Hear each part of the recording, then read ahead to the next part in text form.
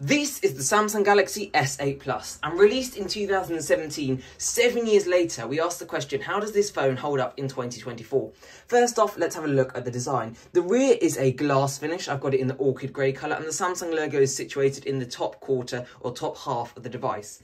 We have got a 12 megapixel rear camera, a fingerprint sensor, a flash, and then we've got some other sensors which are for heart rate, blood oxygen levels, and we'll talk a bit about those later. But in truth, I don't think they were particularly useful, and it was Samsung's attempt to add innovative new features to the device.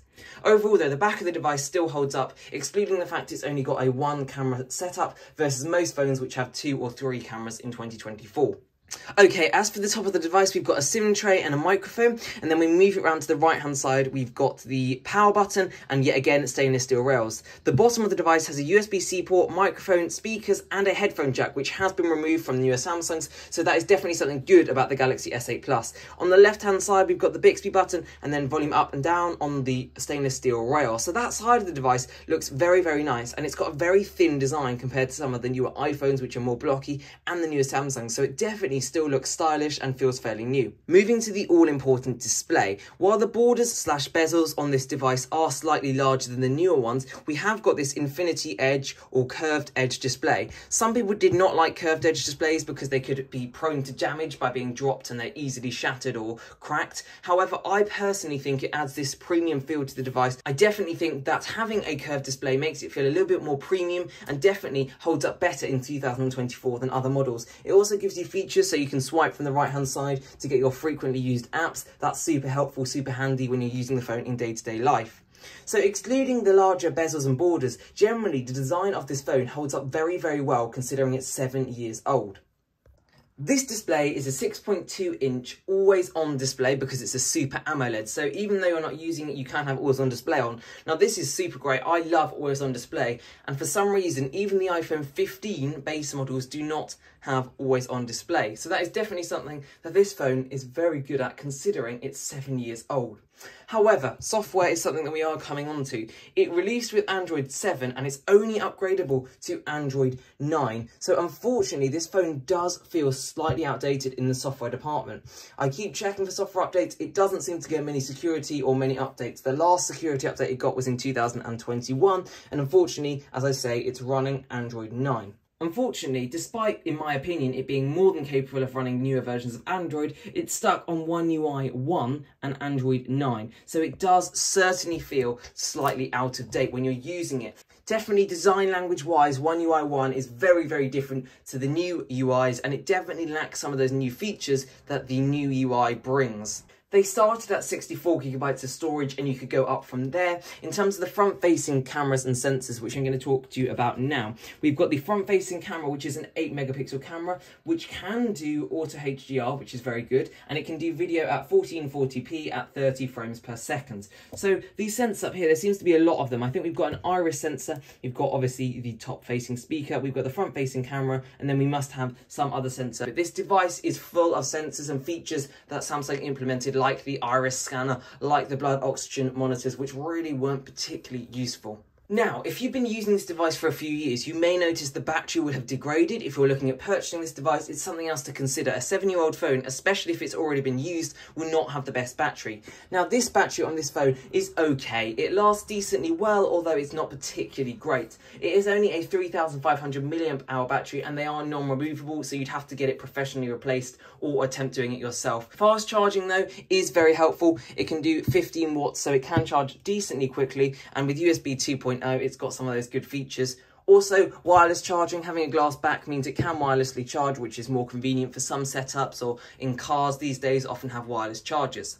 But rather than just focusing on the specs, I'm going to talk about what it's like to use the phone. How does it actually feel? Does it still run well? I know it's disappointing that it's not on one of the latest softwares and it lacks some of the features that come with that, but it has still got some great features, and generally I think this phone runs fairly well. To be honest though, using it in day-to-day life is the most important thing. Now when you're opening apps like settings, you'll see it is a little bit slower than some of the newer phones. When you open camera, you can definitely see it takes a little bit of time to open, but definitely not unusable. In fact, it's far from that. I still think this phone is decently fast in 2024. I think it's disappointing Samsung didn't support it with more software updates, but generally opening apps seems to be pretty responsive on this device.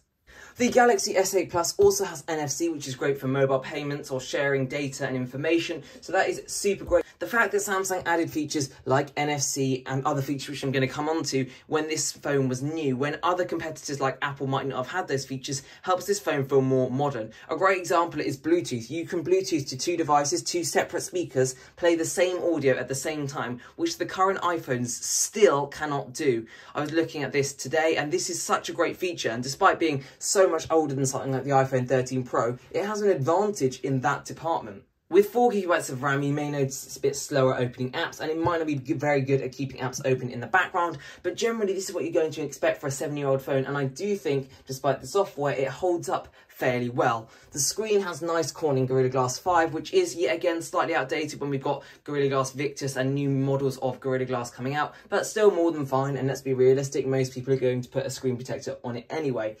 I would like to comment on the fact that screen protectors are quite difficult to get for curved screen phones. That is a disadvantage of this device because screen protectors either add bulk or they're very hard to fit and they often don't stay on. So that is something to consider if you were looking at purchasing this, or just generally when you're looking at purchasing phones with curved or non-curved screens. I'm going to talk to you about the cameras in a second. I would also just like to briefly mention that this device in 2024 is not necessarily the best buy.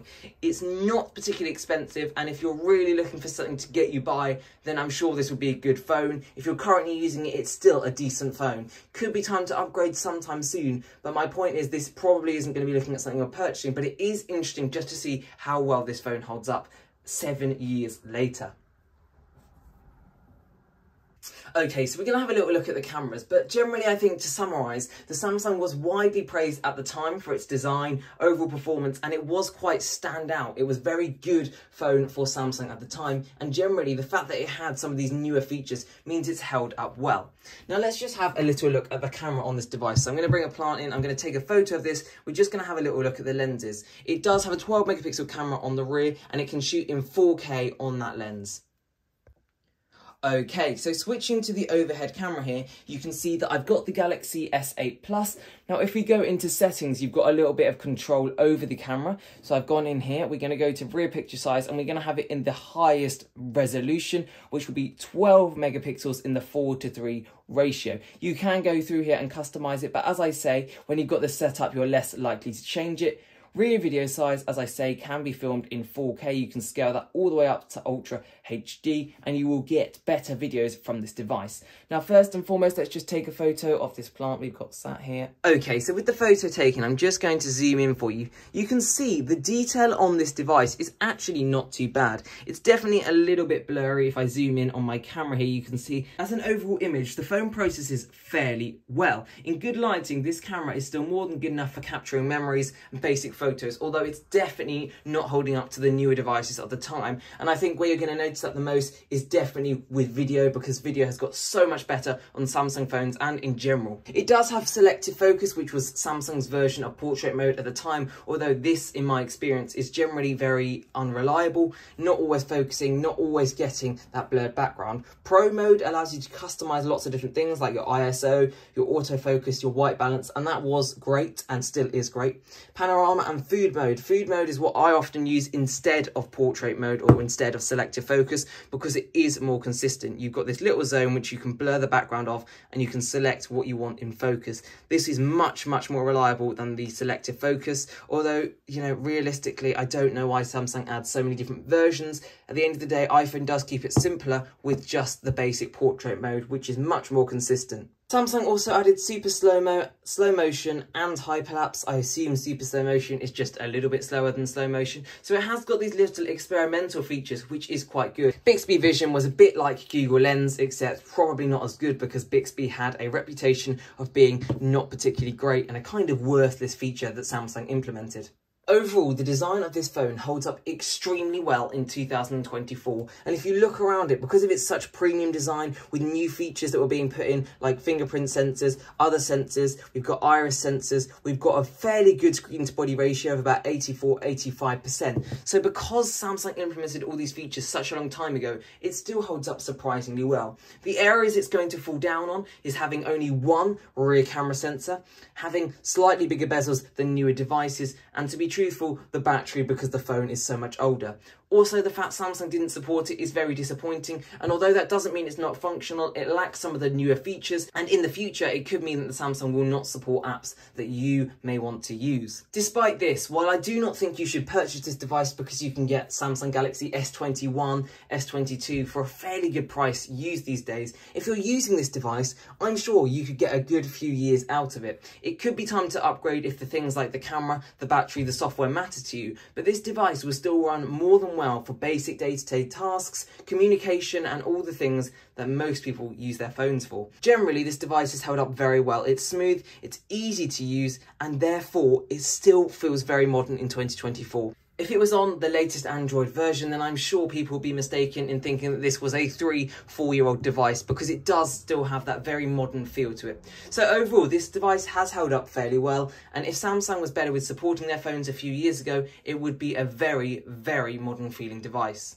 Overall, using this device in 2024 would still be absolutely fine. All the basic navigational tasks, using it to communicate, having USB-C keeps it up to date, and the fact that Samsung implemented new features at the time means it still feels fairly modern. Although I still think you can get better devices for the money in 2024. So purchasing this device, probably not a good idea. You could get something a little bit newer which would have better software, better battery, better camera features. But if you're using this device, I still think it holds up very, very well, and I'm impressed at the longevity of this device.